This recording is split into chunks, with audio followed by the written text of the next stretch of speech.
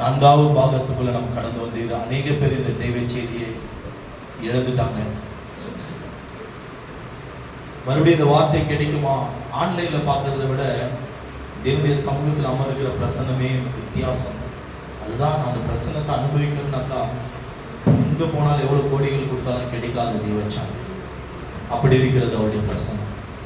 அநேக பேர் இழந்துட்டாங்க இந்த பிரசன்னத்தை.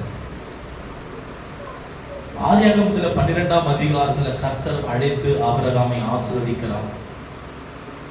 அந்த காரியங்களை குறித்து தான் கொஞ்சம் ஆழமாக நம்ம தியானிக்கலாம், சிந்திக்கலாம்னு சொல்லிட்டு நான் கொஞ்சம் யோசிக்கிறேன். தேவச்சனம் மகிமையான ஒரு வார்த்தை, மாறாத ஒரு வார்த்தை, நம் நேசராகிய கர்த்தருடைய வார்த்தை. ஒரு இடத்துக்கு ஊழியத்துக்கு கடந்து போயிருந்தேன். அழைத்திருந்தார்கள் ஊழியத்துக்கு. ஒரு இடத்துக்கு, ஒரு சகோதரி வீட்டுக்கு கடந்து போன உடனே 21 நாள் உபவாசத்தில் இருந்தோம். நம்ம அந்த நாட்கள் 21 நாள் உபவாசம். அந்த குடும்பத்துக்காக எங்களை அழைத்திருந்தார்கள். வந்து எங்கள் குடும்பத்தை பிளஸ் பண்ணிட்டு நீங்க போங்கன்னு சொல்லுங்க. சரி, அந்த சகோதரி வீட்டுக்கு நாங்கள் கடந்து போய் ஜெபித்தோம். கிச்சன் பகுதியில் வேலை செய்கிறவங்க, அந்த வீட்டு வேலை செய்கிறவங்க கிச்சன் பகுதியில் அந்த ஸ்டவ் அதுக்கு அடுத்தது அந்த பகுதியெல்லாம் க்ளீன் பண்ணியிருந்தாங்க. நாங்கள் பார்த்துருந்தோம். ஜெபம் பண்ணி முடித்து நாங்கள் பார்த்து கொண்டே இருந்தோம். உள்ளத்துக்குள்ள ஆவியானவர் பேசுகிற ஒரு காரியம். மகளை அழைத்து நீ ஜெபின்றார் ஆவியானவர். அந்த மகளை அழைத்து நாங்கள் ஜெபிக்கிறோம். ஜெபித்த உடனே ஸ்பிரிட் ஆடுது, பிசாசு ஆடுது. ஆவியானவர் அந்த இடத்துல கொண்டு போய் அந்த குடும்பத்தை ஆசீர்வதிக்கணும் என்று கொண்டு போனார். ஆனால் அந்த மகளுக்குள்ள இருக்கிற பிசாசுடைய கிரிகளை ஆவியானவர் சுட்டெரித்து அந்த மகளையும் விடுதலையாக்கி ஆசீர்வதித்திருக்கிறார். நார்மலா இருப்பாங்க, நார்மலா பேசுவாங்க, நார்மலா இருப்பாங்க. ஒரு இந்து ஃபேமிலியை சேர்ந்தவங்க, போவாங்க வருவாங்க, நல்லா இருப்பாங்க, தெரியாது.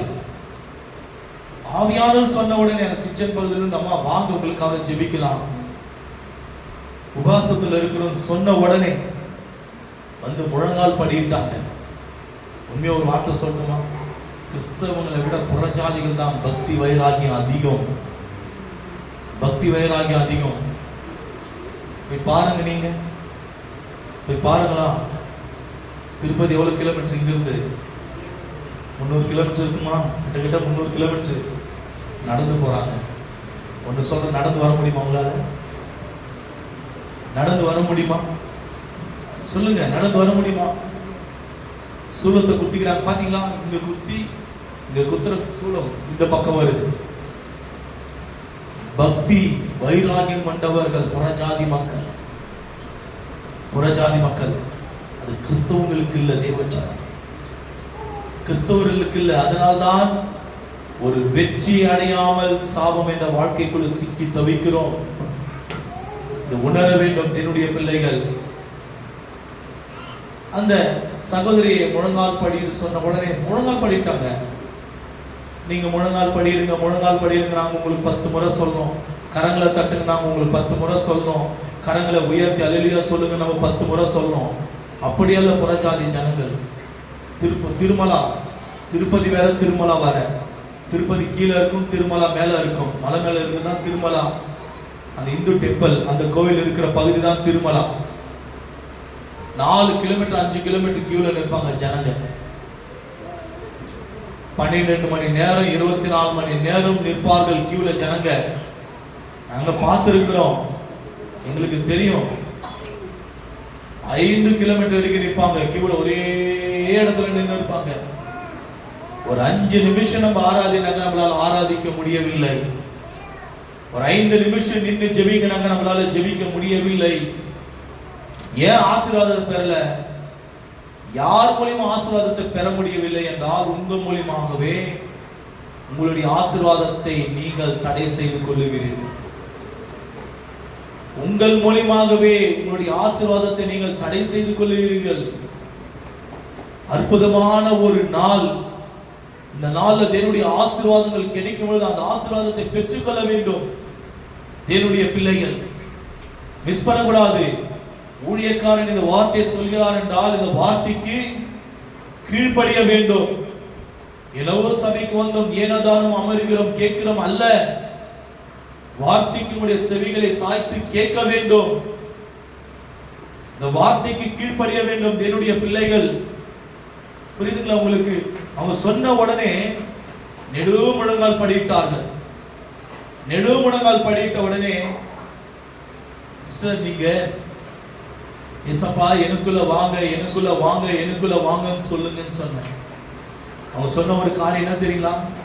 ஏசப்பா எனக்குள்ள வாங்க, ஏசப்பா எனக்குள்ள வாங்க சொல்லுங்க. என் இருதயத்துக்குள்ள வாங்க ஏசப்பான்னு கேளுங்க. என் இருதயத்துக்குள்ள வாங்க ஏசப்பா. ஆட ஆரம்பித்து விட்டார்கள். ஆட ஆரம்பித்து விட்டார்கள். அப்படியே ஆட ஆரம்பித்து விட்டது. பிசாசுடைய வல்லமை வெளிப்பட்டது. தேவச்சாமி அன்னைக்கு விடுதலை பெற்றார். இந்த நாள் வரைக்கும் கர்த்தர் அவங்களை பரிபூர்ணமாக ஆசீர்வதித்திருக்கிறார். நாங்க பார்க்கிறோம், அவங்களை அடிக்கடி நாங்க பார்க்கிறோம். நல்லா இருக்கிறீங்களா? நல்லா இருக்கிற ஏசப்பா கிருபையினால சொல்றாங்க. நான் அவங்களை மதம் மாற சொல்ல, இருதயத்தை கர்த்தருக்கு ஒப்பு கொடுங்க தான் நாங்க சொல்றோம். தேவச்சாமி அல்லேலூயா. முழு இருதயத்தோடு ஆண்டுடைய சமூகத்தில் அமர்ந்து கர்த்தரை மாத்திரம் நோக்குங்க. 2 காது இருக்குது, அங்கிங்க உங்களுடைய காதுகளை நீங்க சாய்க்காதீர்கள். வாய்கள் இருக்கிறது, பேசலாம், நாவுகள் இருக்கிறது என்று அங்கங்க பேசி உடைய நாவுகளை வீணாக்கி கொள்ளாதீர்கள். அதாவது இந்த நாளுக்குரிய அந்த ஆசீர்வாதத்தை நீங்கள் இழந்து போக கூடாது. தேவனுடைய பிள்ளைகள் கர்த்தரை மாத்திரம் உற்று நோக்கி பார்க்க வேண்டும். உண்மையா உங்களை பார்த்து ஒரு வார்த்தை கேட்கிறேன். எத்தனை பேர் தூக்கம் வருதுங்க? எத்தனை பேர் தூக்குறீங்க? சரி, இன்னொரு வார்த்தை உங்களை பார்த்து கேட்கிறேன். ஒரு வாரம் யாராவது சீரியல் பாக்குறீங்கன்னு கேட்டேன். மறுபடியும் நான் கேட்கறேங்க, இன்னைக்கு யாராவது சீரியல் பாக்குறீங்க? சரி, சீரியல் பார்க்கறதுனால எவ்வளவு இன்ட்ரெஸ்டா நம்ம பார்க்கிறோம், எவ்வளவு இன்ட்ரெஸ்டா நம்ம பார்ப்போம். ஏதாவது ஒரு ஆட் வந்துட்டா போதும், ஒரு இடைவேளை வந்துட்டா போதும், அப்பதான் மைண்டு ஒரு மாதிரி வெளியே வரும். எல்லாம் அமர்ந்தமானக்கா அடுப்பு மேல சாப்பாடு இருக்கா இல்லையான்னு சொல்லிட்டு நம்ம கவனிக்க மாட்டோம். இல்ல உண்மைதானுங்களே, இதெல்லாம் நாங்க அனுபவப்பட்டு இருக்கிறோம். இப்ப இல்ல, ஒரு காலத்துல நாங்க அனுபவப்பட்டு இருக்கிறோம். காய் அறியறதுனாலும் அமர்ந்து அந்த இடத்துலயே தான் காய் அறிவோம், கிச்சன்ல அறிய மாட்டோம். எல்லாமே ஹால்ல தான் நம்ம செய்வோம். ஹால்ல செய்யறோமோ இல்லையோ, டிவிக்கு முன்னாடி தான் செய்வோம். இப்ப எப்படி தெரியுமா, மாடர்ன் டெக்னாலஜி எப்படி தெரியுமா வளர்ச்சி அடைந்திருக்கிறது. இந்த வளர்ச்சி பரிபூர்ணம் எப்படி தெரியுமா அடைந்திருக்கிறது. எதுல அடைஞ்சிருக்கிறாங்கன்னு தெரியல. மொபைல் எடுத்து கிச்சன்லயே சொருவிட்டு அங்கேயே நின்று பாக்குறாங்க. இப்போ புரியுதுங்களா? மொபைல் வந்துருச்சு, சீரியல் எல்லாம் வந்துருச்சு, இப்போ எல்லாமே இருக்குது. இன்டர்நெட் காலியானா போட்டுக்கலாம், பிரச்சனை இல்லை. அவன் கடன் கொடுக்கறதுக்கு கூட ரெடியா இருக்கிறான். கம்பெனிக்காரங்க கடன் கொடுக்கறதுக்கு கூட ரெடியா இருக்காங்க. வாங்கிக்கலாம். வாங்கிட்டு அது பாத்தீங்கன்னாக்கா கட் பண்றோம், அவங்கள்ட்ட அமௌண்ட் இருக்கும்போது கட் பண்ணிடுறானுங்க. அப்ப இருக்கும்பொழுது நெட்டு காலியானா கூட போட்டு பாக்குறாங்க. ஜன்னல்ல சொருவிட்டு அந்த ஜன்னல் சைட்ல பார்த்துட்டு சமையல் அவ்வளோ இன்ட்ரெஸ்டா இருக்கும். ஒரு பக்கம் சமையலாவது, மறுபக்கம் சீரியலாம் பார்த்த மாதிரி இருக்குது. தெய்வ சேனல். இன்னொருத்தர் இங்க எப்படி தெரியுமா இருக்காங்க, நேத்து சீரியல் எல்லாம் இன்னைக்கு பார்த்துட்டு இருப்பாங்க. இது மும்பைல நேத்து சீரியல் எல்லாம் இன்னைக்கு பாக்குறாங்க. ரொம்ப சிரிக்கிறாங்க மோனிகாவும் காவியாவும். என்ன டவுட் இருக்கு, பாக்குறாங்கன்னு அர்த்தம். ஒரு நாளைக்கு டக்குன்னு வரணும், சொல்லாத டக்குன்னு வர வீட்டுக்கு சரியான நேரத்துல கரெக்டா அந்த சீரியல் டைமுக்கு 7:30 இருந்து நைட் 10 மணி வரைக்கும் இந்த சீரியல் டைமுக்கு சொல்லாத வந்து கரெக்டா பார்க்கணும். டக்குன்னு மாத்திடுவாங்க. மாத்தின விடாதுல எது பாத்தீங்கன்னு சொல்லிட்டு மறுபடியும் பார்க்கறது இருக்குதுங்க. அவங்க தப்பிக்கிறது, சாத்தான் பாருங்க, தப்பிக்கிறது கூட வழியை காட்டிக்கிறான், மாட்டிக்கிறது கூட வழியை காண்பிச்சிருக்கிறான். புரியுதுங்களா உங்களுக்கு? டக்குன்னு ஊழியக்காரங்க யாரும் வந்துட்டா மாத்திடலாம். மாத்திட்ட உடனே மறுபடியும் நாங்க அதை எடுத்து மறுபடியும் அந்த சேனலை அதுல ஒரு பட்டன் இருக்கு, அமுத்தி பார்த்தா இவங்க முன்னாடி எது பார்த்தாங்களோ அதுக்குள்ள போய் பார்க்கலாம். உடனே இருக்கா இல்லையாம்மா காவியா இருக்கா? பண்ணிருக்கேன் அந்த மாதிரி. கர்த்தருடைய பரிசுத்த நாமத்துக்கு மகிமையுண்டாகட்டும். ஏன் இதெல்லாம் சொல்றேன்னாக்கா, நம்ம ஜனங்களுக்கு நம்ம எப்படிப்பட்ட தேவனை ஆராதிக்கிறோம் என்ற ஒரு பயபக்தி இல்லை. பயபக்தி இல்லை. ஆண்டுடைய சமூகத்தில் அமரும் பொழுது ஆவி ஆத்மா சரீரத்தை ஒருமனப்படுத்தி தேவனுடைய சமூகத்துக்குள்ள, தேவனுடைய வார்த்தை அந்த பிரசனத்துக்குள்ள உங்களை ஒப்பு கொடுக்க வேண்டும். எப்படி ஆவி ஆத்மா சரீரத்தை ஒருமனப்படுத்தது? ஆவியானவரிடத்துல உதவி கேளுங்க. அதுக்குதான் ஆவியானவர் இருக்கிறார். ஆவியானவர் நமக்கு உதவி செய்கிறவர், நமக்கு துணையாளர், நம்மை நடத்துகிறவர். ஆவியானவர் நமக்கு உதவி செய்கிறவர். கேளுங்க, ஆவியானவரே நான் ஒருமனப்படுத்தணும். என் ஆவி ஆத்மா சரீரத்தை நீங்க ஒருமனப்படுத்துங்க, எனக்கு உதவி செய்யுங்க. அப்பொழுதுதான் இந்த வார்த்தை உங்களை விடுதலையாக்கும். இல்லை என்றால் வார்த்தை விடுதலையாக்காது.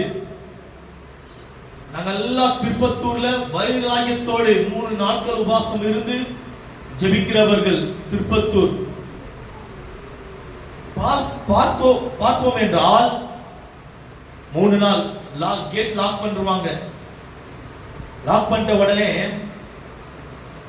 மோகனையா வந்து கொடுப்பாரு, சாம் ஜெபதுராங்கள் வந்து கொடுப்பாரு, சில ஊழியக்காரர்கள் எல்லாம் வந்து தெய்வ செய்தி கொடுப்பாங்க. சாப்பாடெல்லாம் இருக்காது 3 நாளைக்கு. ஒரே இடத்துல தான் துதித்து துதித்து துதித்து துதித்து ஜெபிச்சுன்னு இருப்போம். அவ்வளவுதான். பார்த்தானாக்கா எபினேசர் பால் என்று ஒரு தேவ மனிதர், ஒரு தீர்க்கதரிசி. அவர் வயதான ஒரு தீர்க்கதரிசி. அவர் நின்று ஒரு பாடலை ஏறெடுப்பார். அந்த ஊழியக்காரர் ஒரு பாடலை ஏறெடுக்கும் பொழுது எல்லாரும் தூங்கிடுவாங்க. உண்மை, எல்லாரும் தூங்கிடுவாங்க. ஒரு 20-30 வசனத்தை கொடுப்பார். யோசித்த பார்த்த நாட்கள் உண்டு. நாங்க யோசித்து பார்த்த நாட்கள் உண்டு. ஏன் தூக்கம் வருது? நல்லா கேளுங்களா, ஏன் தூக்கம் வருது? ஆய்ந்த ரொம்ப நித்திர வரும். ஒருவேளை நைட் எல்லாம் தூங்காத, ஒருவேளை பிரயர்ல இருந்தது அதனால பகல்ல தூக்கம் வருதோ. இத்தனைக்கும் மத்தியான நேரத்தில் தான் அவர் வந்து கொடுப்பார். 3 மணிக்கு மெசேஜ், 2:30 மணிக்கு மெசேஜ் கொடுப்பார். வந்து நல்ல மத்தியான வேலையில தூக்கம் இழுக்கு ஆய்ந்த நித்திரத்துக்குள்ள போவோம். வார்த்தைகளை சொல்லிக்கொண்டே இருப்பார். தேவனுடைய வார்த்தை வந்து கொண்டே இருக்கும், வசனங்கள் வந்து கொண்டே இருக்கும். ஆனால் ஒரு நாள் யோசித்தேன், தேவனுடைய சமூகத்தில் அமர்ந்து ஆண்டவரே, ஏன் இப்படிப்பட்ட ஆய்ந்த நித்திரை வருகிறது என்று யோசிக்கும் பொழுதுதான் ஆவியானவர் திட்ட தெளிவாக போதித்தார். அந்த தேவ ஊழியருடைய அழைப்பு என்ன தெரியுங்களா? பில்லி சூனியங்கள், கட்டுகள், பிசாசுடைய தந்திரங்களை முறியடிப்பது. பேரை சொல்வார். ஒரு 100 பேரை சொல்லி அழைத்து, உங்களுக்கு இந்த இடத்துல இந்த பகுதியில செய்வன போட்டு வைத்திருப்பாங்க, இந்த இடத்துல உனக்கு இப்படிப்பட்ட வல்லமைகள் இருக்கிறது, கர்த்தர் முறியடிக்கிறார் அப்படின்னு சொல்லி அவர் தீர்க்கதரிசியின் மூலமாக பிசாசுடைய தந்திரங்களை முறியடிக்கிற ஒரு வரன் பெற்ற தேவ ஊழியர். ஆண்டுடைய சமூகத்தில் அமர்ந்த அந்த வார்த்தைகளை நாங்கள் கேட்டுக்கொண்டிருக்கும் பொழுது ஆய்ந்த நித்திரை வரும். அந்த திருப்பத்தூர் பகுதியில தனிப்பட்ட விதத்துல நல்ல முதிர்ச்சி, ஊழியத்தில் நல்ல வளர்ச்சி அடைந்த உடனே ஆண்டுடைய சமூகத்தில் ஆவியானவரை எதுக்கு இப்படிப்பட்ட சிந்தனைகள் செதறுகிறது? ஒரு பக்கம் சிந்தனைகள் செதறுகிறது, மறுபக்கம் தூக்கம் என்கிற ஒரு ஸ்பிரிட், அது ஒரு ஸ்பிரிட் ஏன் வருகிறது ஆண்டவரே கேட்போம். மகனே, அந்த ஊழியர் மூலமாக அநேக ஜனங்களை நான் விடுதலை ஆக்கலாம் என்று நான் விரும்புகிறேன். ஆனால் சத்ருவானவன் அநேகருடைய கண்களை கட்டி வைக்கிறான். சத்ருவானவன் அந்த வார்த்தை கேட்காதபடி நம்முடைய சரீரத்தை மந்தமாக்குகிறான். தூக்கத்துல கொண்டு போய் நம்முடைய சரீரத்தை கட்ட பார்க்கிறான். ஏனென்றால் ஆண்டுடைய வார்த்தை ஒலிக்கும் பொழுது அந்த வார்த்தை அந்த ஜனங்களை விடுதலை ஆக்காமல், அந்த ஜனங்களை விடுவிக்கப்பட முடியாமல் அவர்கள் இருந்த நிலைமைக்குள்ளவே அவர் வாழ வேண்டும் என்று சத்துருவானவன் என்ன செய்கிறான் என்றால் கட்டி வைக்கிறான். தேவனுடைய பிள்ளைகள் விழிப்புணர்வாய் தேவனுடைய செய்திகளை தேவனுடைய ஜனங்கள் கேட்கணும். எந்த வேளையில கர்த்தர் உன்னை விடுதலையாக்குவார், எந்த வேளையில கர்த்தர் உன்னிடத்தில் பேசுவார், மெல்லிய சத்தத்தோடு கர்த்தர் வருவார். உன்னுடைய செவி பக்கத்தில் நின்று, காது பக்கத்தில் நின்று ஆண்டுடைய சத்தம் ஒலிக்கும். ஆண்டோட சத்தம் ஒலிக்கும். கண்களை திறந்து தேவனுடைய வார்த்தையை கேட்டுக்கொண்டு இருக்கும் பொழுது ஒரு பரலோகத்திலிருந்து மகிமை உனக்கு முன்பாக இறங்கும். நீ தேவனுடைய வார்த்தையை கேட்டுக்கொண்டிருக்கும் பொழுது, கண்களை திறந்து இருக்கும் பொழுது தேவனுடைய பிரசன்னத்தை முகமுகமாக அனுபவிப்பீர்கள். தேவச்சனமே, முகமுகமாக அனுபவிப்பீர்கள். இதைதான் தடுக்க, நீங்கள் விடுதலை ஆகாமல் இருப்பதற்கு சாத்தான் கட்டி வைக்கிறான். உங்களுக்கு அப்படி ஆய்ந்த நித்திரை வர்றது மாதிரி இருக்கிறதா? பிரச்சனை இல்லை, முகங்களை கழுவி கொண்டு வந்துருங்க. ஒன்றும் தவறு ஒன்றும் இல்லை. முகங்களை கழுவி வந்து அமர்ந்திருங்க தேவச்சனமே. ஏனென்றால் உங்களுக்கு வருகிற ஆசீர்வாதங்கள் நீங்கள் பெற்றுக்கொள்ள வேண்டும். அந்த ஆசீர்வாதத்தை பெற வேண்டும் தேவனுடைய பிள்ளைகள். அல்லேலூயா. சரி, எடுத்துக்கொள்ளலாம். இன்னைக்கு தேவனுடைய வார்த்தை ஆதியாகமம் 12